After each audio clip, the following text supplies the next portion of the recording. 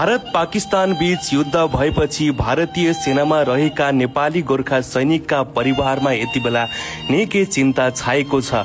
सामाजिक सञ्जालमा गोर्खा सैनिकका परिवारले पोखेका पीडाहरू निकै मर्मस्पर्शी छन्। गोर्खा सैनिकका एकजना आर्मीको आफ्नै श्रीमतीलाई पठाएको यो भावुक मेसेज, जसमा उनले भनेका छन्, भोलि 5 बजे फ्लाइट छ जेट प्लेनमा, पर्सि हाम्रो ट्रेन छ, फर्कियो भने कल गर्छु, मेरो कल आएन भने सोच म यो संसारमा छैन भनेर उताबाट मेसेजको रिप्लाई आउँछ, तपाईँ मेरो लागि भए पनि फर्किन पर्छ, बुझ्नु भयो नि, तपाईँ बिना म के गर्नु भन्नु न।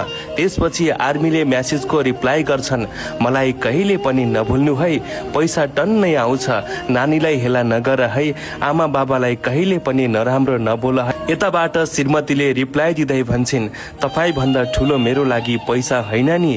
त्यसपछि उनी भन्छन्, जब नै यस्तो छ के गरौँ, आफ्नो परिवार भन्दा पनि पहिला देशको लागि सोच्न पर्ने रहेछ। वास्तवमै यो मेसेजले अहिले धेरै नेपालीहरूको मन भावुक बनाइरहेको छ।